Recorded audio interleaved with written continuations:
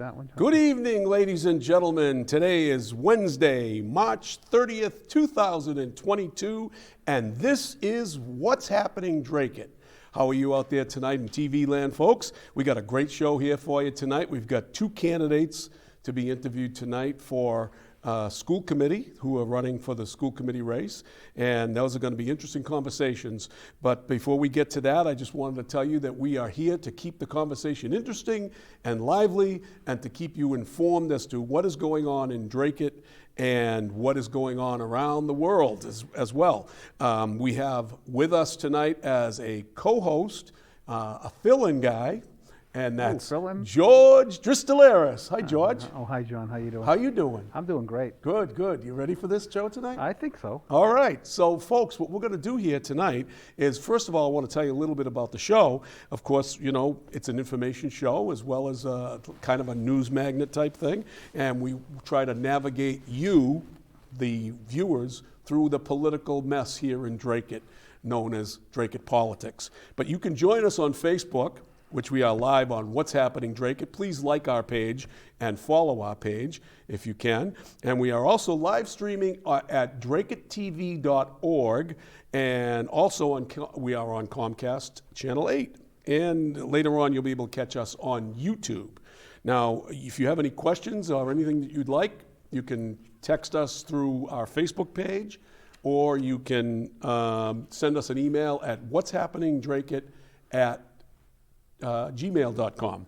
And also you can join in the conversation at 978-957-4243. We ask you to keep it at a sane pitch and, bring your questions on, and we'll judge as we go along.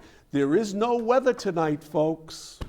There's no weather tonight. There is weather. There's weather. Well, there's weather out there. There's weather out there. Yeah, but our weatherman, Sean Kelly, was tied up at work, and he's unable to make it tonight. So the weather's going to get warmer. The weather is there. You go. The weather is there. You go. We have a new resident weatherman, George Dristaleris, and we were going to get a call from Gordy Scott, who's home recuperating, or was home recuperating from prostate surgery. He was doing pretty well until today, and now he's, as we speak, he is in the emergency ward, having a swelling in his leg. He can't walk on his foot. They think it might be a blood clot. Oh. So he's getting that checked out now, and he wanted everybody to know that he's doing well other than that. So we're not going to get into the intro because we don't need to, Nate. We have her sitting on the set, and we don't have Sean here tonight. So we're going to get right into our little discussion. But before we do, we have candidates for school committee are Allison Volpe, who is a incumbent. We have Linda Truville, who's also an incumbent. They have been here. They were here last week, 2 weeks ago, and they did a very good job with the interview. And also Rob Shepard was in last week. He's a challenger. Tonight we have Sarah Pauling with us, and later on we will have Alyssa Nazaro. But right now, we're going to talk to Sarah Pauling. How are you, Sarah? I'm great. How are you? Oh, great. I mean, you've been on this show before, so you're not a newbie to the show. No, I'm a lot less nervous now. See, we make you comfortable, and then we're going to give you a room. Okay. There's nothing that we can't ask you that you can't answer, right? So I wanted to first give you an opportunity to tell the folks out there in TV land and Dracut land a little bit about yourself, and then we'll get into some questions and answers, all right? Sure. Sounds good. All right. Go right ahead. That's your camera right there. Hello. First, I want to send well wishes to Gordy. I'm really sorry to hear that. I hope that everything resolves. So anyways, my name is Sarah Pauling. I am a candidate for school committee. I am a lifelong Dracut resident. I attended the Brookside School for when it was called the Dracut Middle School. I attended the Anglesby when it was the junior high school. I graduated from Dracut High in 2003. I went on to get my bachelor's from UMass Lowell in psychology and my master's from Boston University in social work. I currently live here now with my husband, Joe, and my two sons, Joey and Jimmy. Joe is a firefighter, paramedic, and a police officer. We're very supportive of our first responders. Joey is in the 3rd grade, and Jimmy is in the 2nd grade at the Greenmont Ave Elementary School. I volunteer there as the PTO vice president. We've been doing a lot of fun activities this year for the kids, and we're going to keep doing that. I have been interested in the school committee race now for many months. I have been advocating since August publicly for parental choice, parental rights within the school system, as well as increased mental health support and more transparent communication between all of the parties involved with our children. And so that's basically what I'm here to talk about. So good. So you already went right into the first subject that I had on, that it's no secret that your candidacy was born from your advocacy for parental rights and COVID mandates, against COVID mandates. Them, yes. So, okay, so what would you say to parents that are out there today that will be voting for school committee and have children in the school? What would you say to those parents that believe that they should wear masks, or they should have worn masks at the time? I would tell them to go ahead and wear them. I believe that if you want to wear a mask, you are welcome to wear a mask. I just don't want you to tell my kid that he has to. Yeah, it's a personal parental choice. Exactly, parental choice. And you believe that a parent should have the right to dictate that. Yeah, I believe parents know their kids best. So, if I can just rehash some of the stuff that happened while you were organizing that whole thing with parents and during the COVID stuff, you were a big advocate on going into the school committee meetings and talking during community input. Yes. Do you believe that the school committee should be more opening to listening to parents and exchanging ideas in an open session? I mean, I think that definitely would have been beneficial. I think that any town official should be willing to listen to what their constituents are concerned about or advocating for, and yeah, I welcome better communication. George, you want to say? Yeah, you know, and you've obviously been to a lot of school committee meetings, and there's really not there's public input, but there's no back and forth. Right.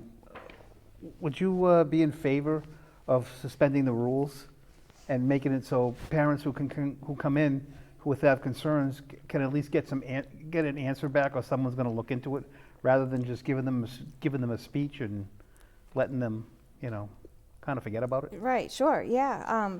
I mean, obviously, there has to be some kind of limit. Like, I don't think it would be fair for a parent to get up there and monopolize the time, and I don't think it's not necessarily something that needs to happen every single time with every single parent. However, I do think that at least once in a while, like we had called for, I think back in the fall, September or October, we had asked them, we said, is there any way that, we can get a response from you? Can we have an open discussion, a back and forth discussion? It doesn't necessarily have to be a meeting, but could we do something just to hear you? Like, we're coming up here every week, like we're saying the same things and we get nothing. And I understand that they can't say anything, but yeah, I think suspending the rules at least once, just to kind of give us some answers that we were looking for, would have been helpful. As you know, I served on the Board of Selectmen for 9 years. Mm-hmm.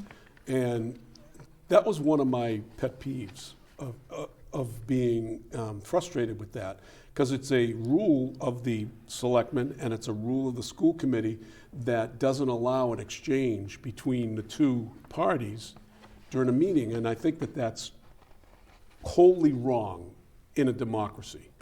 And I think it shows a one-way, we'll listen to you, but we're not going to really respond to you. Right. And then you go home and you sit down in front of the TV, and the next thing you know, that 3 or 4 minutes down the line or 20 minutes down the line, they're responding to your question and you're not there. Well, I stayed for every meeting. Yeah. I stayed, so occasionally there would be some kind of response, or at least like they would touch upon the topic, but again, then you'd have to wait, because then you can't respond till the next meeting. So it's just, it seems like it could have been done in a smoother way. George's question was a very good question, because it's not only parents that are involved with schools, but taxpayers are involved with schools. Exactly. And sometimes a taxpayer may not have a student I don't have a student in school. My kids are all grown up, but I still pay taxes.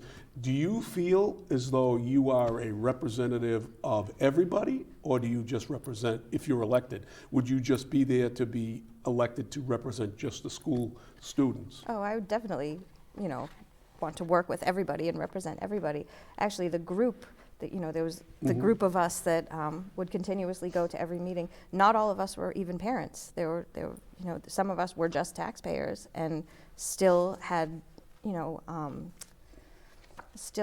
strong feelings about what was happening in our schools, because people, I didn't realize this until I had kids, but you might not realize these kids who are going to schools that, you're paying taxes for them to go to, they're going to grow up and work in your community and possibly be elected to lead you. But, they're going to be working, even as high school kids, they're going to be working at Dunkin' Donuts. They're going to be, you're going to be interacting with them. So it benefits the community as a whole, whether you have students or not, whether you have kids or not, it benefits the community as a whole to have a strong school system. So you would be a proponent of suspending the rules and allowing a certain amount of time for people to interact during the meeting. Yeah, I would. That's a good thing, because I did that all the time. I made motions all the time to let the people speak. Yeah. Let them speak. If it takes an extra 15 minutes. I mean, most of the meetings don't last more than an hour for the Board of Selectmen. Now, on the other hand, I know the school committee does have long meetings, but there is a way to resolve that also. If you didn't have time during your regular meeting, say you had a long agenda and you couldn't do it, then why not propose to have a public hearing where people could come up and talk and you can interact and get questions from the superintendent, answers from the superintendent, answers from a principal in an open forum? Right. Would you be in favor of doing an extra meeting a month that if there's that many concerns? I'm not sure of the timeline, but yeah, definitely. If people are reaching out and concerned, especially repeatedly over and over again, then of course they have to be addressed. I actually, a couple selectmen meetings ago, 3 of the selectmen voted to suspend the rules during community input so that they could answer. I've been following the selectmen from home mostly, but there was this one woman that seemed to get up several times to speak during community input, and I didn't understand the backstory. I was just listening just like them. But once they voted to suspend the rules and be able to answer her, I feel like just as a citizen, I was able to learn some things too. It doesn't even pertain to me, but I was just like, oh, okay, now I understand. This makes sense now. Well, it would eliminate the frustration, George, wouldn't it? Eliminate the frustration absolutely. between the public And it doesn't have to happen at every meeting. It could be once a quarter. Yeah. Just something that, if you have some pressing needs, especially an emotional issue like the mask mandate was for certain people, and you included, it might have helped. It might have shortened the time for the controversy by just feeding back and forth. That's what I would. And eliminate some of the frustration on the part of the parent. Yep. Who feels as though you're listening, but you're not hearing me. Right. I mean, it could have eliminated frustration on their part too, because if they had answered us more towards the beginning, maybe we wouldn't have felt the need to continue going and continue taking up time at community input. Maybe we would have found a resolution. So there are those outside on the street that say your issue of the mandates is gone now, pretty much, It right? was gone There's last always June, too. there's always a possibility of it coming back. So they're saying, well, she's a one-trick pony, and and Rob is a one-trick pony because they were both on that same thing. Oh, what do you say to that? I What do you would tell them? say that the mandate was gone last June too, and proactively last June, several of us still tried to make sure it was going to be gone for good. Yeah. We were told not to worry about it, it's done, and look what happened. Okay. So, but besides that, there are many other parental right issues that could or have come up. But in addition to that, if you've been following me at all, you know that I'm not a one-issue person. I'm pretty confident that I have a lot of issues that I'm running on. Go ahead, Judge. Yeah, I've got one question. This is more of a kind of a higher level question. People make all these promises when they run for office. And, when you're sitting on a 5-member board, that's really difficult sometimes to get your agenda through, depending on how people feel about you, especially in Dracut. you know, how people feel about you, where you consider where you are as far as in the town. But if there's one thing that you could get accomplished, what would that be? That is a great question. If there was one thing that I could get accomplished, it would be to foster peace and happiness within our community, within all of the children, within all of the people involved with our children. I just, you know, I want there to be positivity. I want to be able to go forward. I want to be able to move out of this, you know, these crazy past couple of years, and I want to get on the right track. So I would want peace and happiness. So I'm going to give you an opportunity to tell us 2 issues that you think in the schools currently are something you would work on, besides what you just said. 2 issues that you would be working on and you would like to try to get accomplished if you are elected. Sure, thank you. So definitely mental health is a big thing. This has always been an issue, but especially everything in the past 2 years has been exacerbated. And so people who aren't in the schools every day, people who don't have kids in the schools every day, they might not even realize that, you know, the behavioral issues, the social issues that were happening, you know, 2-3 years ago are like nothing compared to what's happening now. Everything has been more intensified, and I would love, this all kind of stems back to, we've all been thrown back now, trying to get back to normalcy. And yes, of course, there are academics that definitely need to be looked at, worked on, strengthened. A lot has been lost academically. But unfortunately, because there's such a push to do that, and there has to be a push because we have to do the MCAS. So, you know, these poor teachers, I feel for them. They have this, you know, they have this curriculum that they have to push for the MCAS. And many kids, at least not 100% of the time, many kids are not able to sit there and pay attention to these academics because they haven't engaged normally with their peers in years. And I really wish that there's a lot of learning that can be done without academics. I mean, it would involve academics somehow, but there's a lot of just social learning, social skills, taking turns, playing a game, learning patience, learning tolerance, all of this stuff. And I think there's a huge need to have to focus on that, but unfortunately we can't because of these restrictions. So I would be advocating definitely for more adjustment counselors in the schools, more paraprofessionals, more tutors, just more bodies in the schools that can, you know, break apart classes, especially like on an elementary level, break apart the classes. Like, you know, if this group is having some difficulty with this, you know, there's a body that can work with them on that. And maybe this group has been really stressed and they're not engaging academically. They're not able to learn anything until they can get past whatever's bothering them, whatever's going on in their head. So maybe they can work with this group and they can just, you know, play a quiet game or engage in some other kind of learning that's not necessarily academics. If you are just joining us, we're sitting here today having a discussion and getting some answers to some good questions from Sarah Pauling, who's a candidate for election to the Dracut School Committee. We have a bunch of people online. We have a great audience here tonight. We have about 19 people watching out there. Suzanne Merrill is watching. Nuno Freitas, Laura Tessa,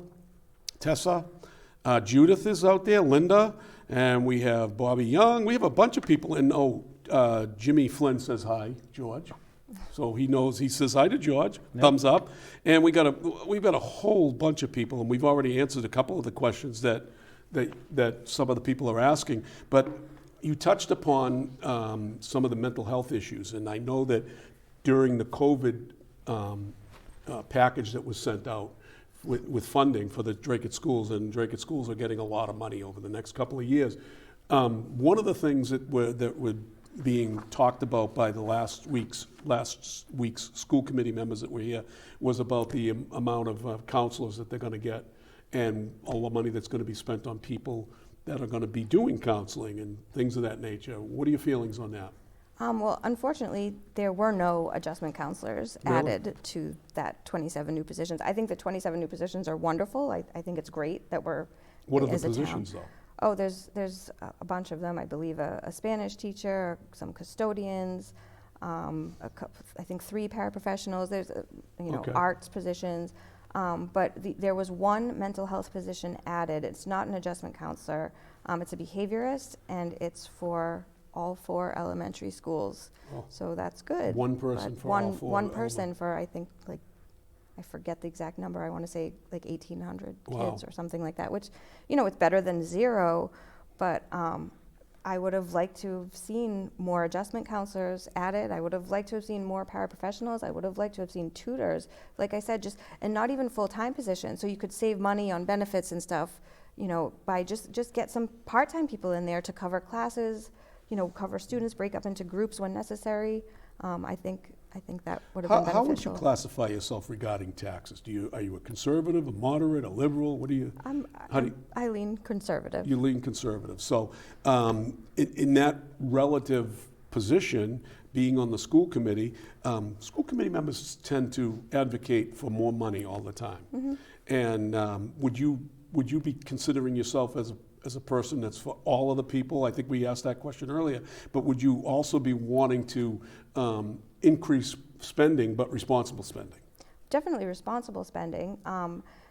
If there's a need, I would be advocating, to increase that funding. But one thing that I think could be beneficial, just to bring these sides together, because like I was saying before, I understand if you don't have kids, you might not realize why it's important to put money into schools.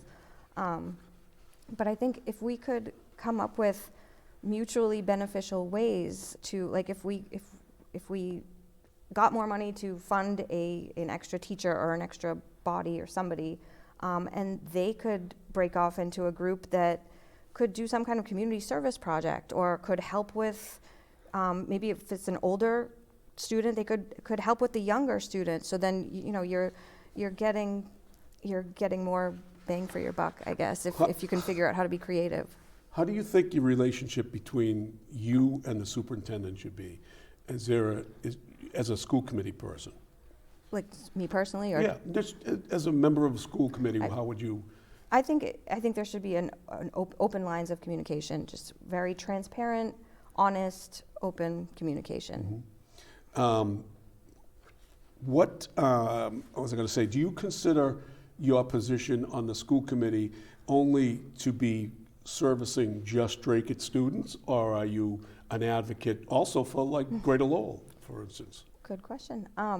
I think that just given the way that the world has gone nationally, statewide, one thing that I think is really important is that statewide, I think there are a lot of things going on at the state level that are just not beneficial for a lot of towns, but for our town as well, and for our students as well. And I have already been in contact with some other towns who feel similarly about certain things. The MCAS is one of them, who I feel would be willing to also push back. So I feel like, of course, I am definitely first and foremost for Dracut students, but I feel like there are a lot of things at the state level that need to be looked at, and I would be happy to join with anyone else statewide who would be willing to try and fix those with me. So I have a couple quick questions, because we're down to the last couple of minutes here. Recently, the MSBA has allowed us to make application for the replacement of I think it's going to be the replacement of the Campbell School as well as the Greenmont School. Where do you stand on that position? Where's your position on that? Oh, I think it's good. I think it's needed. It's definitely needed. The buildings are very old and crowded, and yeah, there's a lot of new residents coming to town, and so I would definitely. Where do you think we'd get the money for the matching for whatever we have to get? That is a great question. I think it definitely has to be looked at now, and there's going to be, I forget the estimate, like 7 years, I think, until we get to this point. Thankfully, the state, with this project, would be funding a large amount of it. Probably 60% of it. Yeah. So I think we should start now. We have years and years Start to saving for it. John, start do we now. know what the estimate on that is? On how much it will Are we be? building 2 schools, or are we building 1? They haven't just made that decision yet. This is the very first, Yeah. it's a fact-finding type of a application, and they're gonna come in and do an assessment, and you gotta pay for that first. And then from the assessment, you go from there. Right. And they'll tell you whether you need 2 schools. You're gonna need 2 schools because there's too many kids. You can't put them all in one school. Or you could put 2 schools in 1 location. You could, but that's 2 principals, 2 assistant principals, 2 headmasters, whatever it is. Well, that is, we have that now. Yeah. So I got a quick question on your fees. Where do you stand on fees, like bus fees?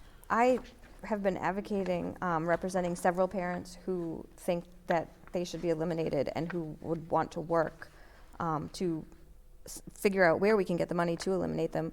I went to Dracut High when the band received national recognition, the marching band. There were like, I believe over 250 members, and it was amazing. It was awesome. It didn't cost any money. It didn't cost any money to be in the arts programs. It didn't cost any money to play sports. Buses didn't cost any money. So if you normally didn't take the bus, but something happened and one day you had to, you could just jump on. There weren't these issues that there are now. And actually I don't know if you saw the public hearing recently that they had, but Rob actually brought up a great idea because there was an excess of just over $600,000 once the budget was all balanced and everything. And he asked the question, how much does it cost to fund the athletic program? Because that's the one that the arts fees got reduced and the buses are their own issue. But Rob said, how much do we have left and how much does it cost? And it was told that it costs about $600,000 to run the athletic program. Well, we have just over $600,000 left over. I mean, I know you don't necessarily want to use all of it. There might be other things that come up, but can we work with none this of the money- somehow? Go ahead. Does this money come also from boosters and Not for the fees. Not for the, no, where does this money go when, at a football game, say, and you go buy 2 hot dogs? And the profit of that, where is that going? There's, Yeah, Question. yeah, So. good question. Good question. I don't know. Do you have the answer to that question, Counselor? I think it's, being on the finance committee, I think we saw that it's kind of a revolving cash fund. Right. So, And they can use it for anything. Yeah. Pretty much. One last question. There's somewhat of a controversy out there that 2 candidates, sitting members of the school committee have said that the challengers, or a couple of the challengers, and I think they named you, and I'll be apologetic if I'm wrong, but I think they named you, have said that you would not have the best interest of the district at heart. Do you have any response to that? I think I'd be great. That's a good high road. Look into that camera right there and give the people your spiel and ask for a vote. Again, I'm Sarah Powling. Thanks for watching. I'm here to move the town of Dracut in a positive direction. I'm looking to advocate for parents and community members, and I will always be a voice for our children. So please vote for me on Saturday, May 7th. Thanks. Okay, that's Sarah Pauling. We're going to be back in about 32 seconds with our second guest of the night. Thank you very much for watching. Thank Stay you for tuned. having me. Nate, you'll run that little piece.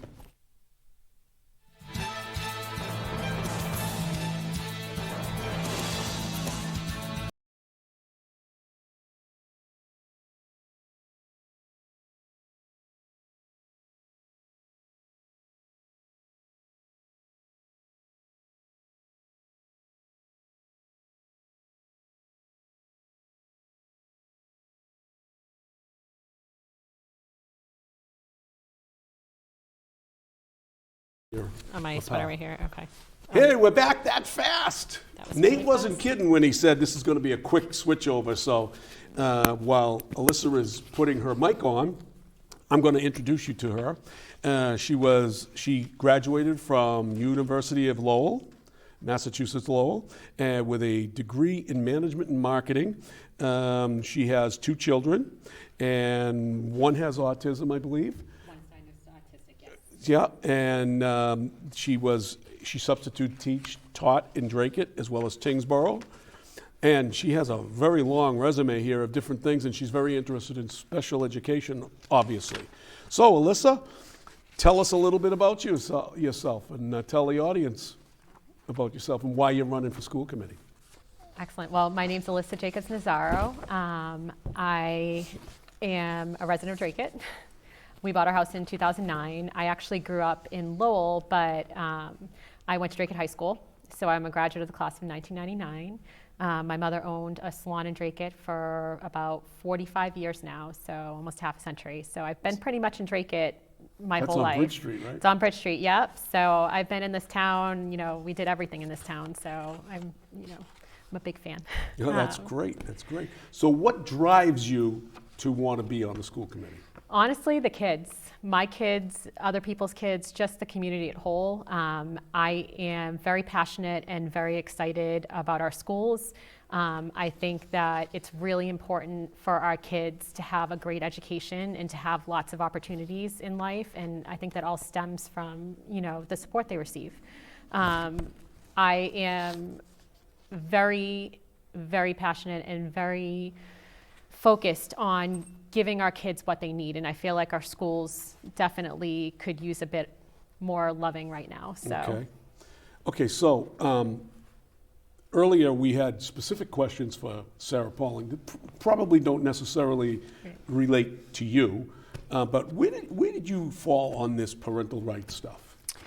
So that's a tough one. Are you asking me specifically my view on masks, or are you asking me, parental rights in general? Yeah. Well, I think that, it's important for parents to be involved with their kids. I think it's important for them to have some degree of control over, what's happening to their kids at all times. I do believe, though, that there is a line where when your kids are in school, you have to trust that these people that are in the school are educated and informed and are there for your kids and have your kids' best interest at heart. And I think micromanaging is not necessarily a great thing. I think that there needs to be some overview, like, I want to know what my kid's curriculum is. I want to know what's going on with them and what they're learning in the classroom. Do I think that I should be deciding what that is? No, I think that should be left up to people who have... Well, you just opened a door. I did. You just opened a door. It's okay. I'm okay with it.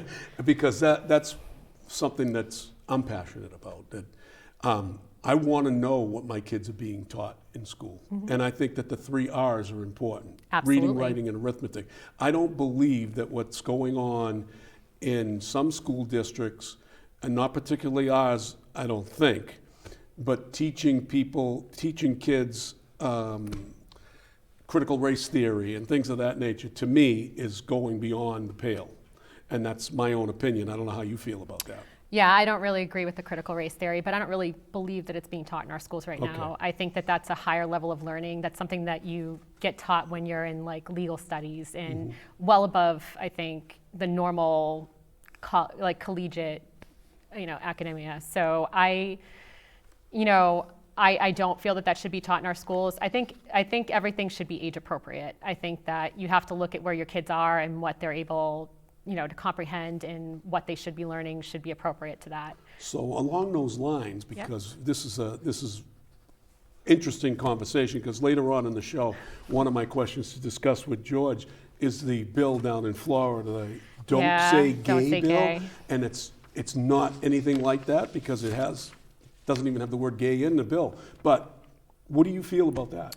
Teaching, a 6-year-old. Yeah, so I was looking at that. That's a tough one because, you can see kind of both sides of the story with it. You don't necessarily, I don't feel like it should be legislative. I don't think that you should have the governor dictating what can and cannot be said in a classroom. But at the same time, do I think that it's age appropriate for a 6-year-old? No. So, you have to look at your age group and, again, what they're able to comprehend, how they are digesting this information, what's appropriate at their level to be teaching them and to be interacting with them with. Do I necessarily think that we need a bill and legislation for that? No. It's a really tough issue. Well, isn't it legislated, mandated through your DESE, so to speak? they tell you some of the stuff that you have to do in schools? Isn't that the same thing as legislation? Well, yes. So, I mean, that's curriculum, but you have, with our body of government, you have different pieces of it that, I don't necessarily think that, our educational piece, the DESE, that is in charge of our schools, this is what they're trained in, that's what they go to school for, that's their background, this is what they're focused on. The governor of the state, his legislative arm is for other purposes, and he does oversee absolutely the education piece of it, but down to the minutia, I think that's why you have something like DESE. That's what they're responsible for, is to determine our curriculum. I don't think it should be necessarily coming from an overall higher power. It's a much deeper conversation than I want to get into, but go ahead, George, you want to make a comment? Well, I wanted actually to move into something else. Yeah, right. Okay. We'll go to. Go ahead. Sorry. We have many organizations in town like Pop Warner and Lacrosse, and they use the school fields. And I know from Pop Warner, they get charged an exorbitant amount of money. And I don't know if the school committee, I don't know the answer to this, so I'm asking you, but I don't know if the school committee had as any input. And when these are people who in Dracut who paid their taxes to build these facilities, and now you're getting hit again, through the fees to play these sports. Is something that should be looked at by a school committee to see what is actually being charged? Our organizations that are, have activities for kids. Pop Warner does cheerleading and football, and lacrosse is lacrosse, baseball is baseball. And I know that Dracut basketball spends a lot of money on the gyms and stuff, and I realize you have to have custodians there, but I've just heard complaints from friends of mine in these organizations that the costs are exorbitant and they're really tough to handle. So, any comments from? So I don't know very much about the fees there. I do know that I believe that they have to employ certain people to be there during the games to make sure that the fields are being maintained properly, and there are certain fees to running the fields. It is my understanding, I think that they did have a discussion prior to when we had redone the fields, that it was discussed with all the managers of the Pop Warner organization and everything, that there was going to be fees and that they did agree to them, but I don't know, But did they have I a don't choice, know. though? Yeah, I don't know what their choice was on Right. it. I don't know. I can't really speak to, the amount of fees. Do you know it's thousands of dollars on a Saturday or Sunday when they Yeah, go I in there? heard. And do you also know that field, that multi-million-dollar football field, Yep. was paid for, And soccer field. and soccer field, were paid for by CPA money. And that CPA money is supposed to be able to be used, those fields are supposed to be able to be used by other people. Right. In the community that are, community-based.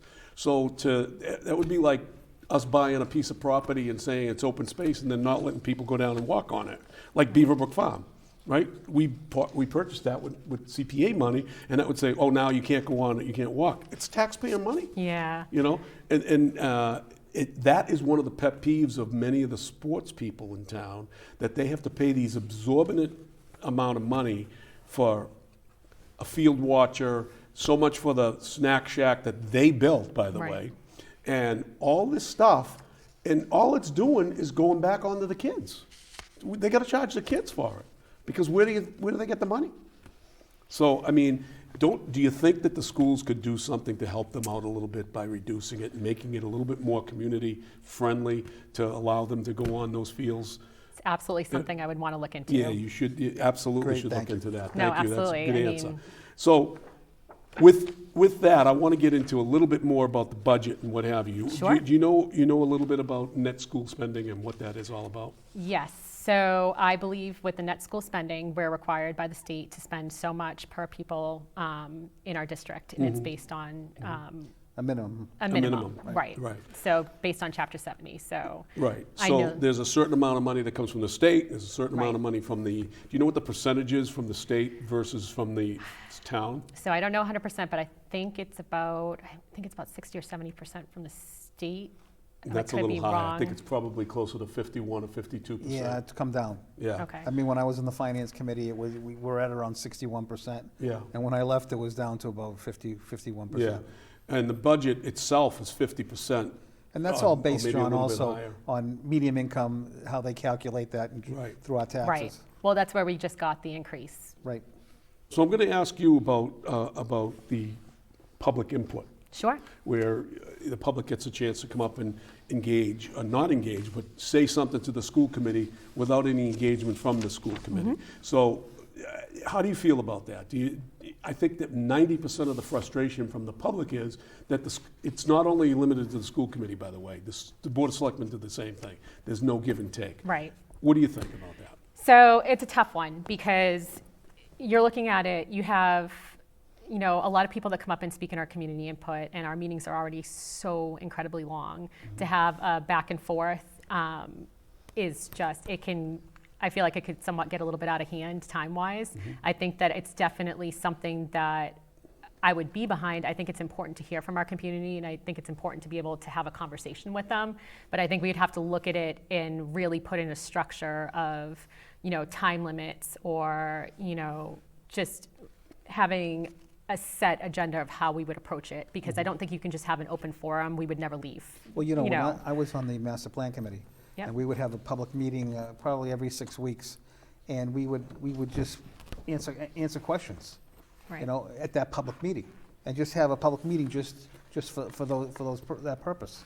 So something along those lines, that you have a public meeting maybe every half year or once a quarter, or whatever, and I think that that could serve the purpose. Yeah, I think that's a great idea. And, you know, I mean, it was a prime example when we had our open meeting for the budget, and, you know, we had people that got up and spoke, and they were up there for quite a while. I mean, it doesn't seem like it was a while, but it was going on like 20, 30 minutes on, like, you know, one or maybe two of them I going think I up know and who going that back and was, forth. but that's Yeah, but it just shows that, like, when you start talking, you know, Right. time goes. So you know, it's something I think would have to be very structured. I think doing it maybe a couple times a year would be good. But they also have the opportunity to email our committee members, and they do respond to our emails.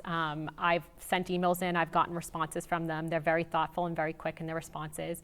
It's not that they're not communicating, it's just that happens to be the forum as it is.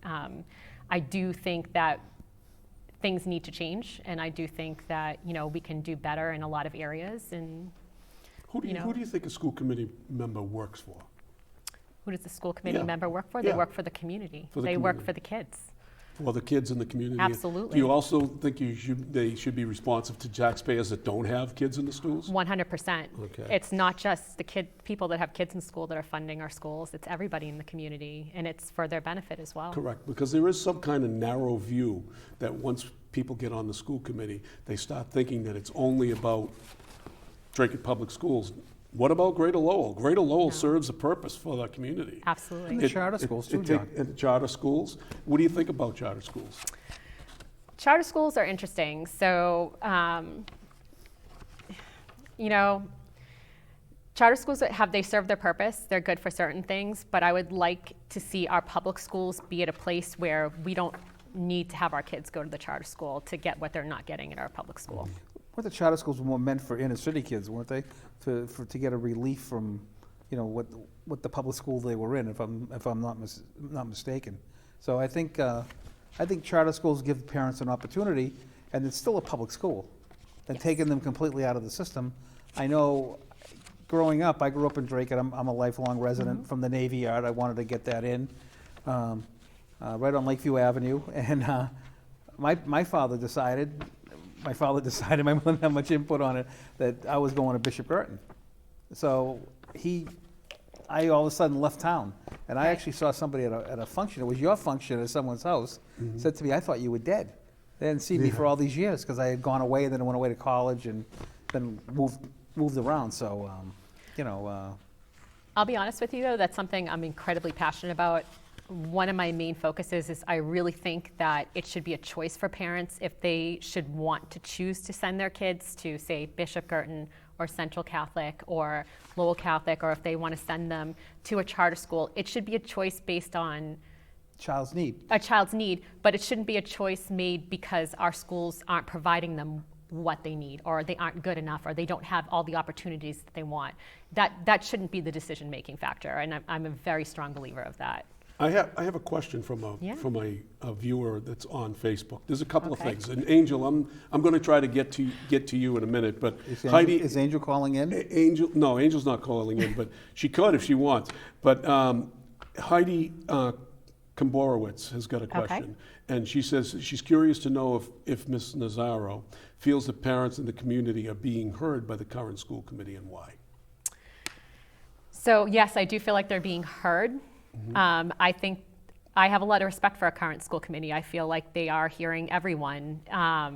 I feel like they do listen and they are taking into account the community's feelings, but it's a tough job and you have to make hard decisions sometimes. And you know, no one ever makes the right decision all the time, but you do the best you can and you look at all the facts and you make the best decision possible to you at that time.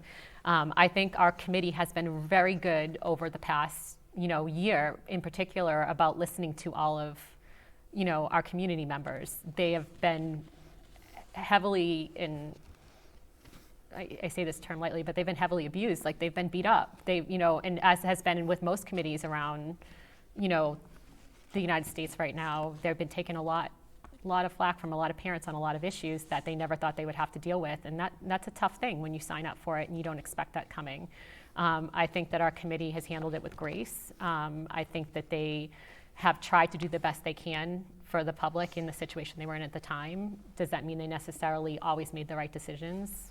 I mean, that's up for debate, but So I do think they are heard. This has been a great discussion, by the way, and already the time is almost going by, but I've got a couple questions. Okay. I know that you are interested in special education. I am very interested And in special ed. Believe it or not, folks, my daughter is a special education teacher, And I think your wife is and my too. wife is a paraprofessional. So Wonderful. there is Angel. And my daughter-in-law is a special teacher in, I forget what district, in the Haverhill area. Okay. My daughter. So for Angel to say that I don't think the public is interested in SPED, you're absolutely wrong. And don't tell I'm me that. interested in SPED. So you are also, obviously, Very for much so. obvious reasons. So what is the one thing that you think is lacking in Dracut's public schools in terms of SPED education? What would you think should be improved?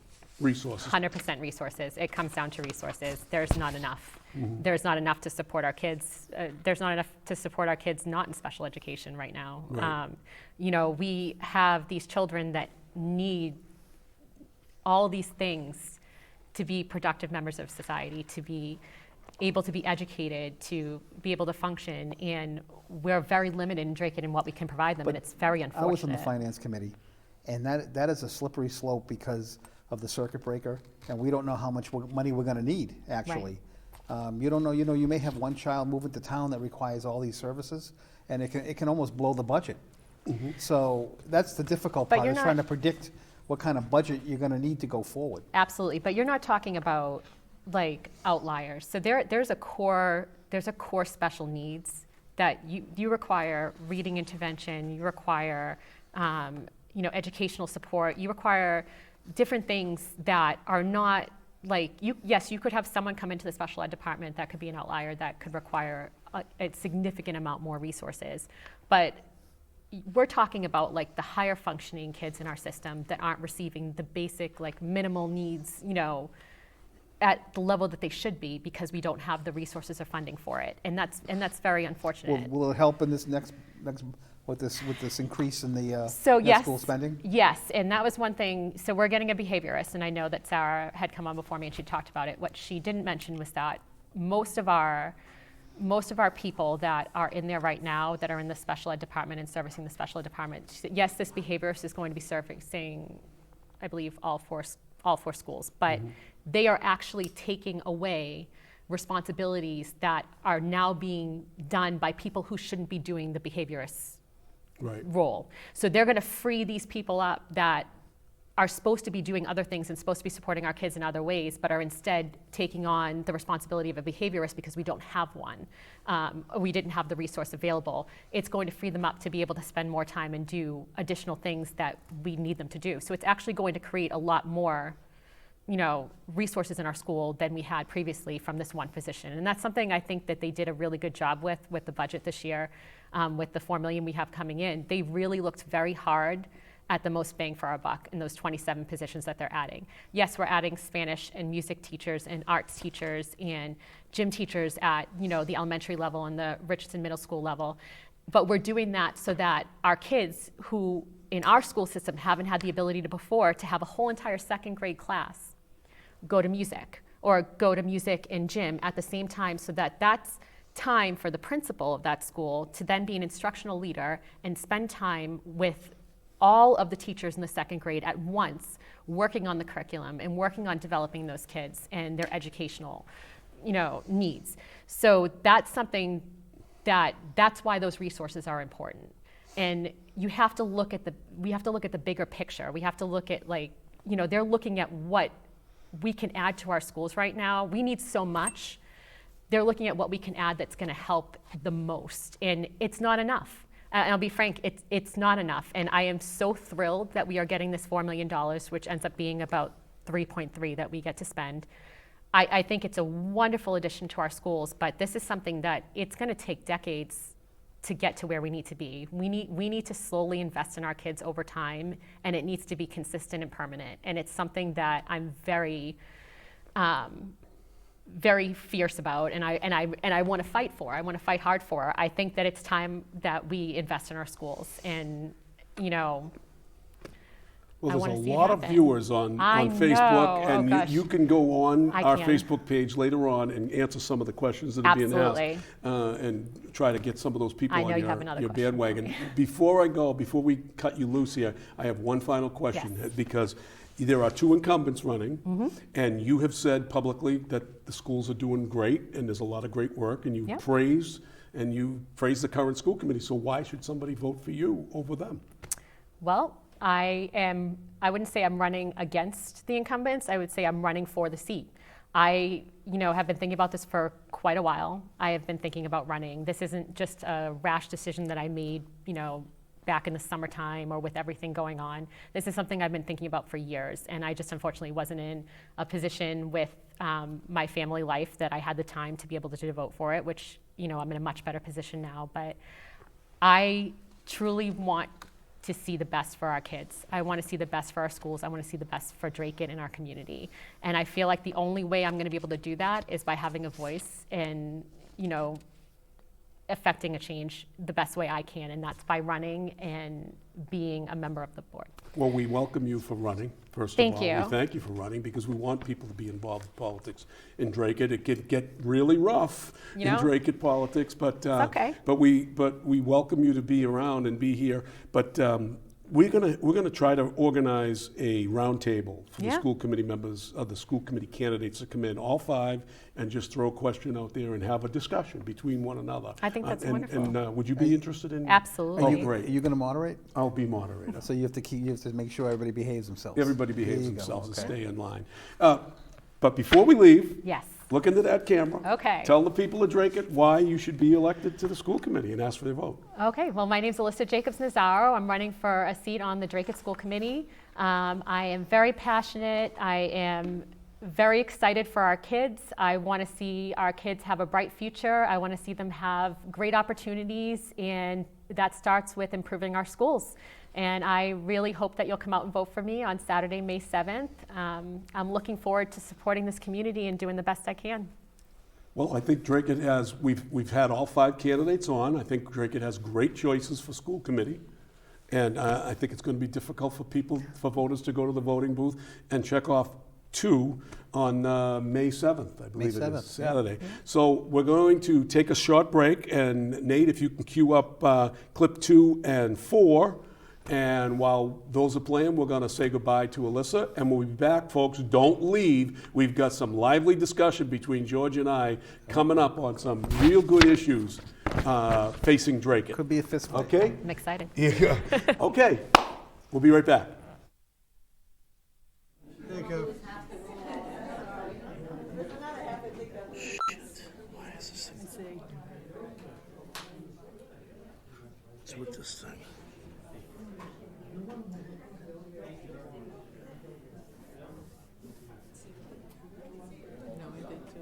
It's like being in a concert. Ugh, this piece of crap. we eliminate trailers completely. Have you ever gotten a complaint? That's what We haven't got anything. Me neither. My mom said it was loud. Is it? But that would solve a lot of the voting issues. He's gonna come up with a document. Because they do up and down, and they just pack it. Yeah. Yeah, we're not gonna incorporate his stuff.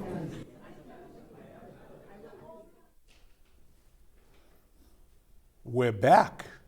And we want to thank both Sarah and Alyssa see you later, Alyssa, for coming on with us this evening and having a lively discussion. We only have 30 minutes left to go, and we've got a lot to discuss, George. We just played a clip, George, of an hot mic situation on the Board of Selectmen. Not the first one, John. It's not the first one. It won't be the last, will it? No. Will I it? remember when my wife Tammy, who was on the Board of Selectmen, was in her last meeting. Oh, And yeah? there was another hot mic there, when, I don't know if it was a hot mic or not, where the same gentleman said, well, I'm glad you're leaving. Oh, it wasn't a hot mic. He did Yeah. that right on the So which I thought which I started laughing about. classless. But he's like a misogynist. He doesn't care about women, He doesn't. He doesn't, George. But this particular hot mic was after a public hearing. Well, the first one you saw was Jesse Forcier leaning over the table, talking about something on his feet or at his feet, and the mic was off, but it sounded like he was talking to somebody at a bar that he might be hanging out at, right? So that was a minor thing, and that was pointed out to me by somebody that watched. I didn't even catch that because I don't watch the entire Selectmen. I only watch certain things that Who can? interest me. I know. It's like watching wallpaper dry, which is worse than watching paint dry. Yes. Right? Right. But the hot mic issue, the one that really struck me, is how condescending members of the Board of Selectmen can be to people who come to speak to them.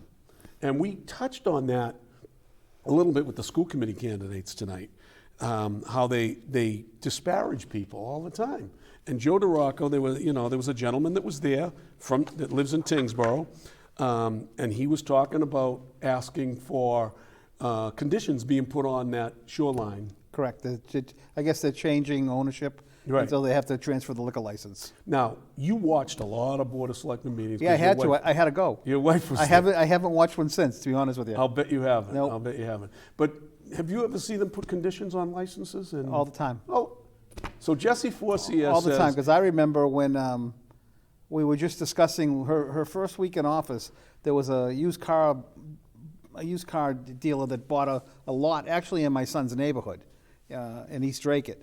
And the neighbors wanted all these conditions about, hours of operation, when the cars can be there, worked on, when they can be driven out of there for test drives. And the whole Board of Selectmen, including me, because I was the chauffeur that day, went out to the site and walked around with neighbors. yeah. And putting conditions. So that's the first thing I remember about putting conditions on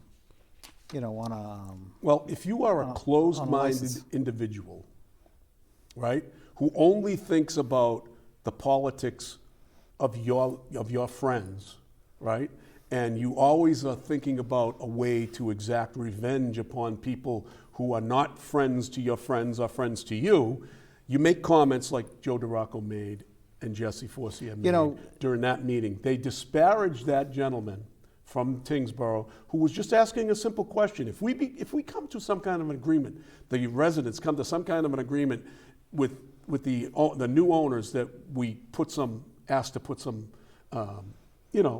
conditions on the license, at least they have something to hang on to if they break some of those conditions. Now, I don't see licenses being taken away. Where that is going is this group of neighbors is going to be hiring an attorney. Right. So, back in Dracut, getting back into the litigious world, which is for my profession is someone's gonna hit a nice little some nice little cash. So Right.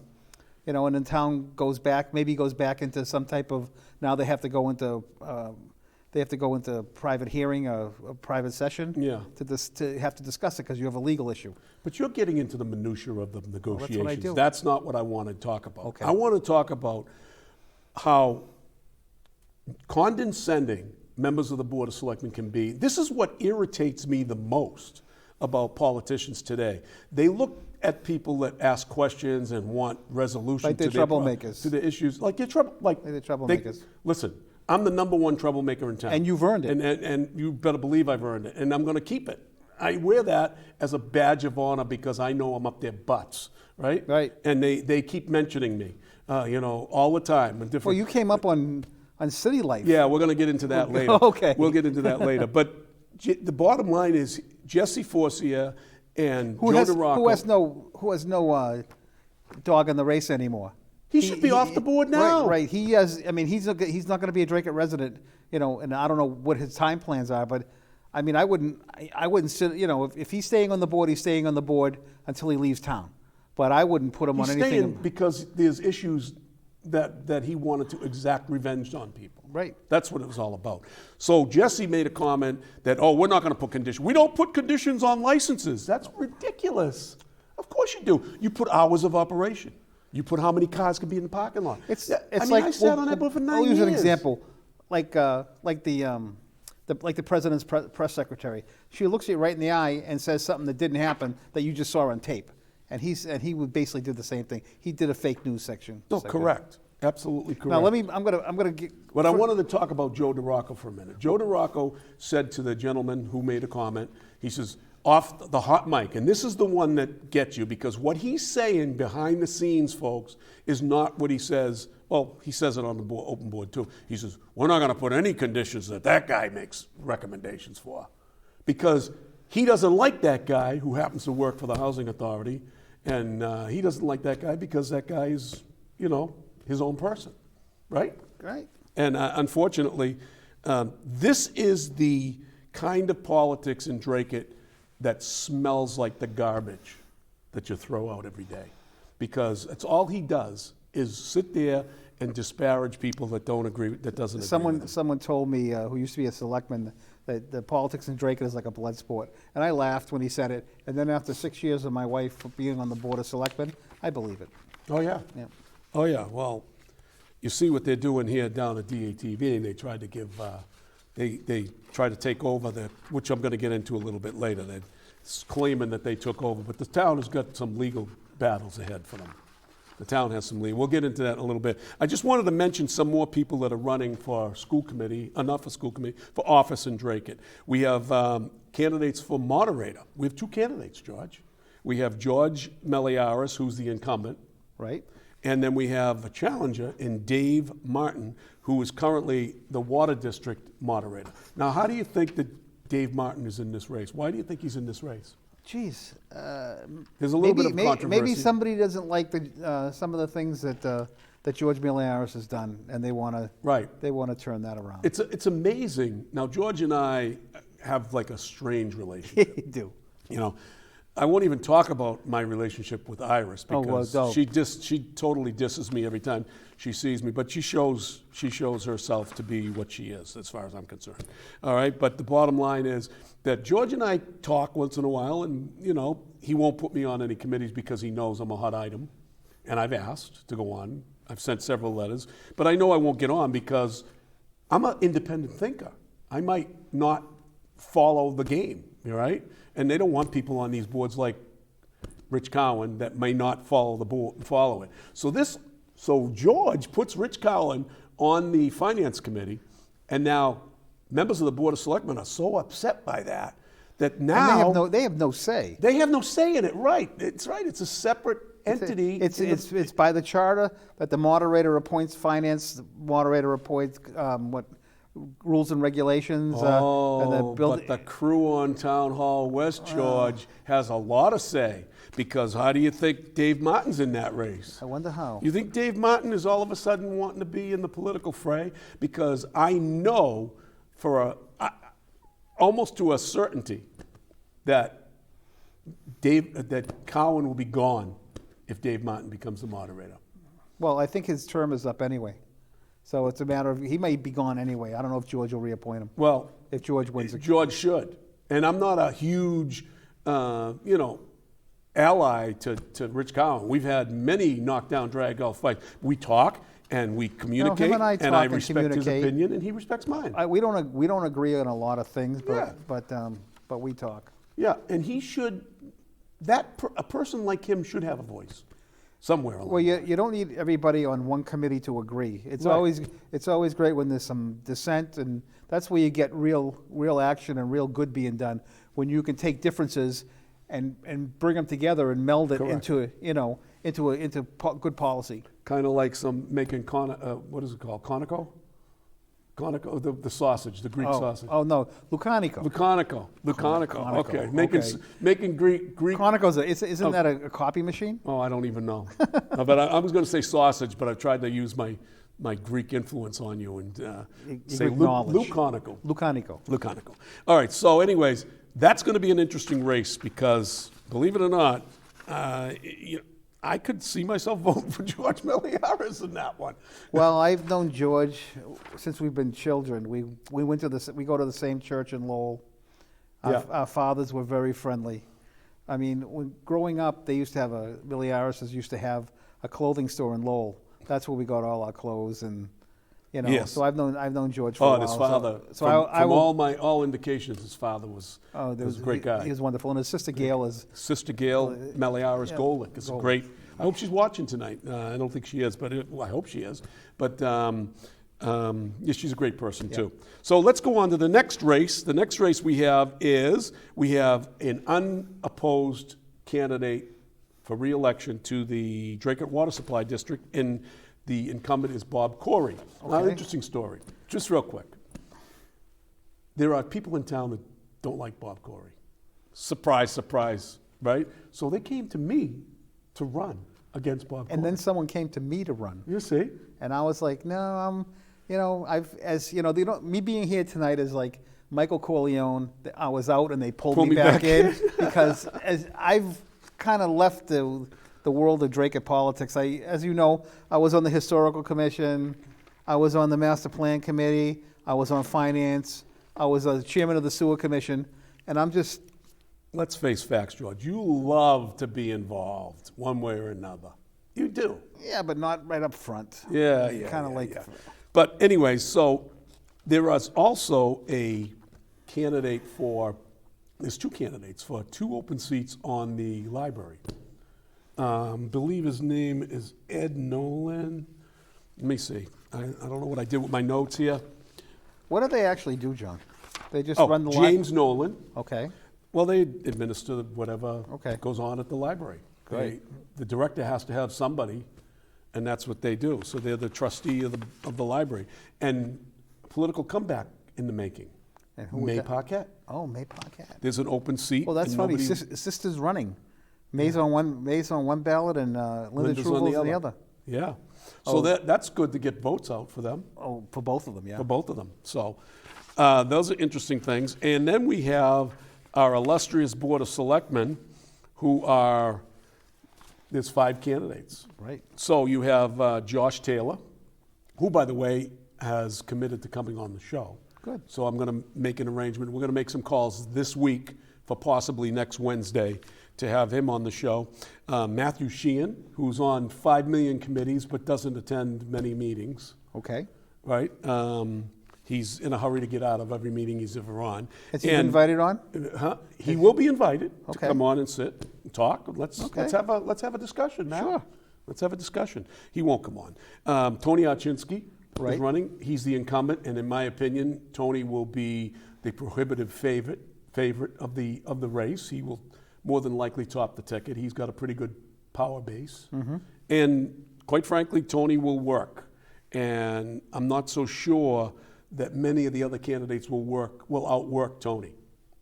Do you agree with that? Yeah, I think you got to play. I think you have to run scared, and that's one thing. The lesson you gave to my wife: always think you're losing, Right. and just you feel like you've never did enough at that last day. And one thing is when you see candidates holding signs on election day, they're not working. No. They should be back in whatever they are, making phone calls to the last minute if anybody needs a ride to the polls, whatever, and then have their organization be giving people rides to the polls if they need it. How about calling your 50 closest friends, if you have 50 close friends? You have 50 friends in town that you know. If you can get all 50 of them out to vote, that might be the difference between losing by 35 votes or winning by 10. Yep. Right? So that's what I would do. But I think Tony is a prohibitive favorite. And Phil Thibault, who's on a lot of committees, and he attends the meetings, and he has some pretty intelligent input on many of those Phil committees. is the most knowledgeable of all the candidates, even probably more so than Tony. I think because of his expansive experience with many committees. He was on the master plan committee he was chair with me on master plan. He's on the capital committee. Capital planning. Yeah. Capital planning. He's on the Permanent building committee, which is really a huge committee in town because they basically, when we go to build these new schools, they will be the ones that will be with the architects and the builders, and they will be right in the middle of it. And He's on NEMCOG and he's too. in NEMCOG, so yeah, Phil has tons of experience. Angel, who are you talking about? He should run, or he should get his sons to run, or better, his daughter. Let me know who you're talking about there. Then you have Jennifer Kopazinski. I don't know her. I don't know her either. She's kind of new to the town. I think she put her name Richardson in the middle, and I think it's the Richardson Dairy people. Right. You know, because there's a lot of different Richardson families in town. We will invite them all on the show, hopefully for next time or next week. We have a lot of things breaking in the town.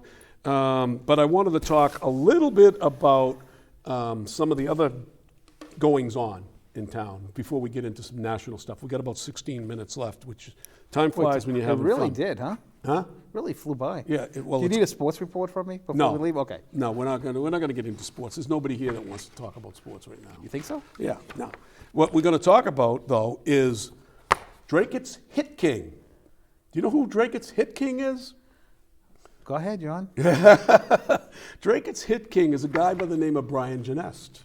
Okay. And his wife is the chairman of the Board of Selectmen, who ran on the mantra of, oh, we got to stop all this infighting and we got to stop and get along. And, I'm not going to be a part of any group. I'm just going to want to do things for the best. All hearts and flowers and unicorns and cupcakes.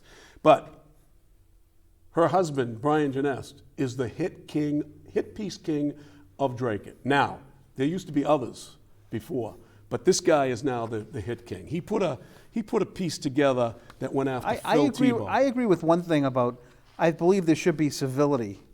Oh, I agree. At all levels. Right. There should be civility, but we don't have that. No, we don't, and we never will because of that. Everything becomes personal. They want to tell, a guy like Brian Genest wants to call me names and tell people that I'm the most negative, or people in this town, that I'm one of the negative people in town, and that this show is negative, because they do the same thing, or they are accusing me of doing what they do. I mean, this hit piece, for instance, he wrote in the newspaper, in the Valley Patriot, about Phil. It was a horrible piece, right? But it's not anything new. Brian Genest is not new at this. He did it to Colleen Gary.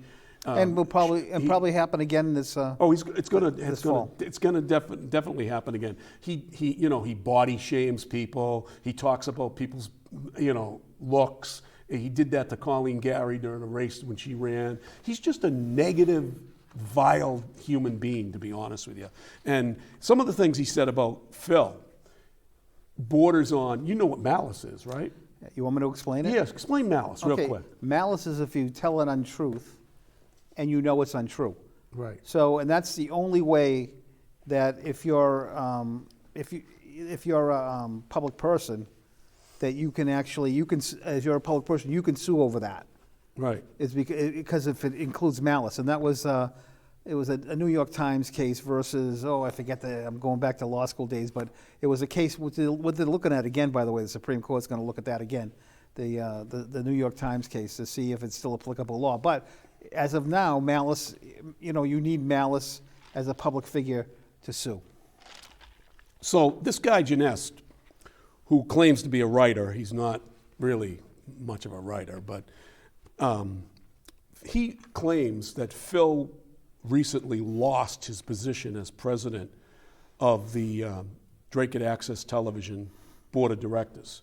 And then he goes on to quote and say that ousted is how Selectman Joe DeRocco, who defeated Phil in 3 head-to-head matchups for his seat, described it when there was a leadership change here at DATV. Brian knows that's not true. He was not ousted. He did not lose the seat. Nobody was ousted. No, and he knows that.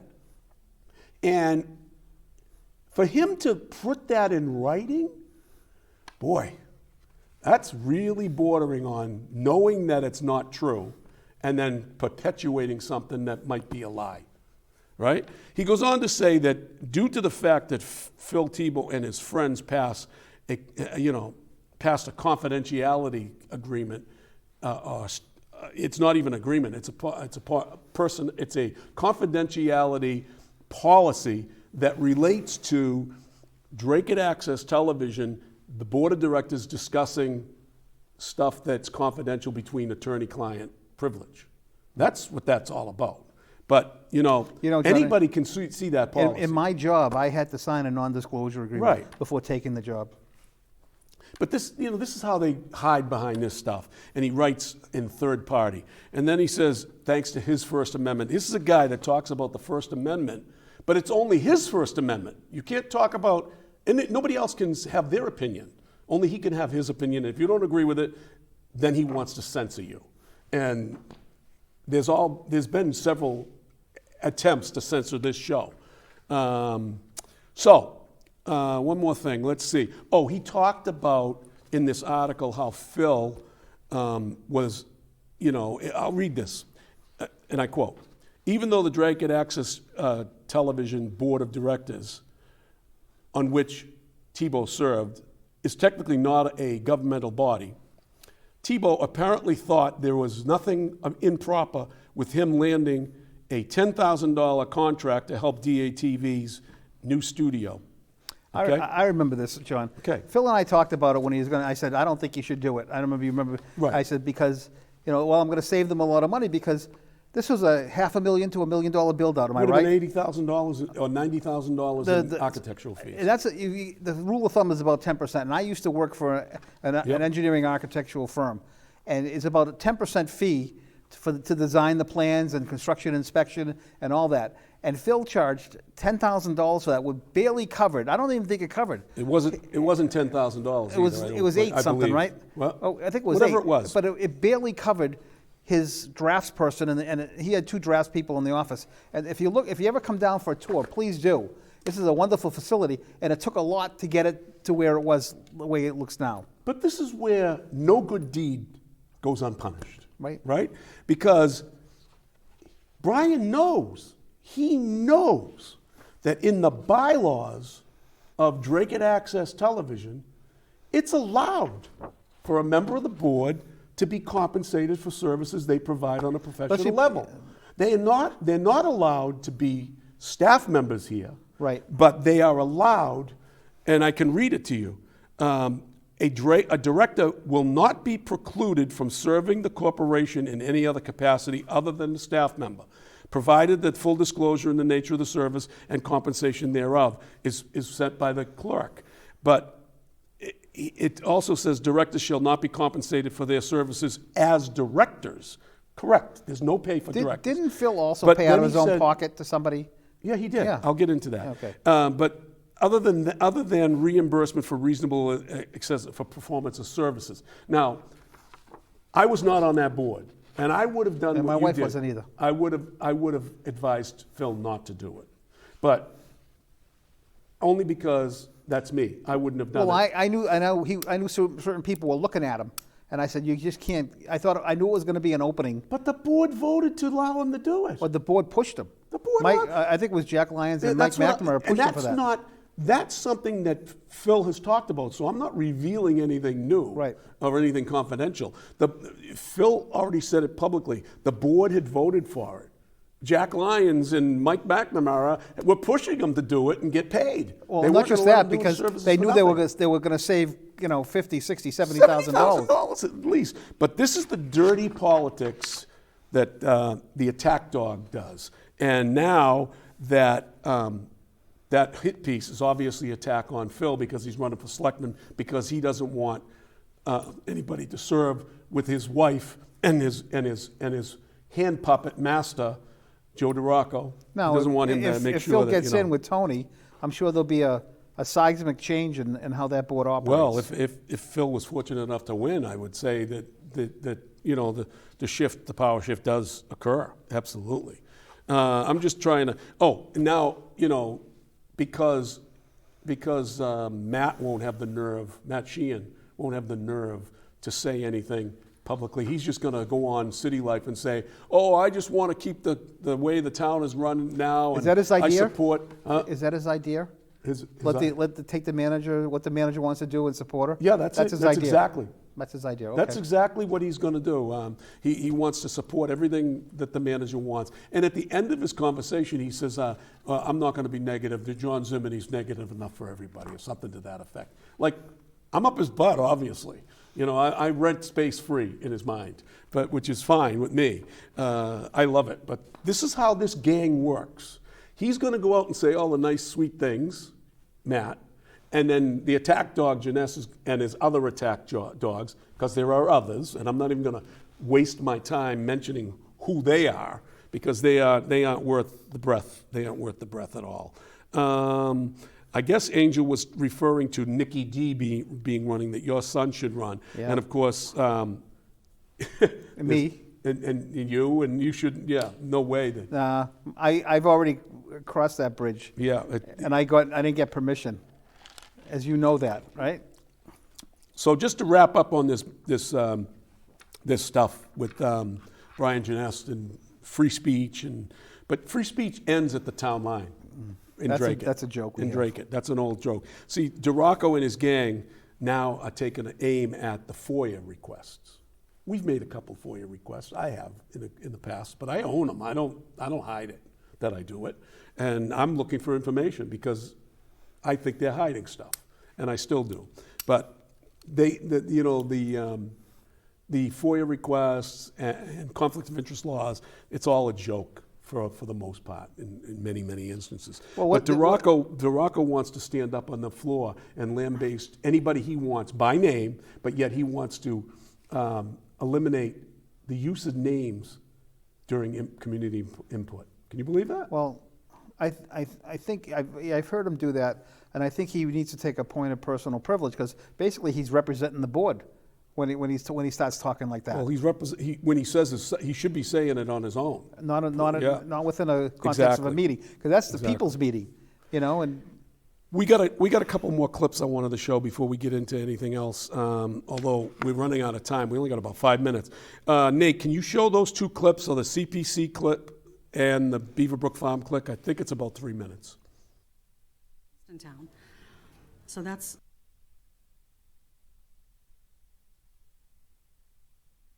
In town. So that's a bit of an update on economic development. As you heard, so Beaverbrook Farm, we had Phil O'Brien from Johnson Associates. He's the gentleman that was in front of us at the joint meeting back in November. We talked about the RFPs. Those are going to be going out over the next couple of weeks, and then we're going to give bidders about 3 weeks to do a walkthrough of the two buildings to, take a look at what might have to be done before they submit their bids. So we're sending out an RFP to save the seed shed and to demolish the workshop. We're talking about having at least one warrant article for the June town meeting on using historical funds that are already allocated via the CPC. And we received our initial responses for the 12 questions that were submitted from Peter, so thank you. We're going to take the time to digest those and come up with any questions that might come to mind after looking at all of that, and we'll have another discussion at our next meeting, which is April 4th. So that's the update for now. Okay. I got a question, George. And a butter to that property, could they serve on a board or a committee that is going to have a direct impact on their property? I don't think if you're a public official. It's what? I don't think if you're a public official. Right. Although I'm not that familiar with their rules. I don't know if there's a rule attached to that or something like that. But you know, the Ginests are abutters to the Beaverbrook Farm. In fact, I think that the catalyst for her to run for the seat was that she had a dispute on Beaverbrook Farm where the town, wrongfully done, she was right on this, that they cleared too much cleared land. too much space and got the state involved in making it be corrected. But she's a direct abutter. I don't understand how that's not a conflict of interest. I don't understand it. But we'll see where that goes. But I know that there are people looking at that. Okay, so let's get into a couple other things real quick. We have Justin George. We hope to have him as a guest very soon. Wow. Let me bring my handkerchief. Yeah, it's going to be a good one.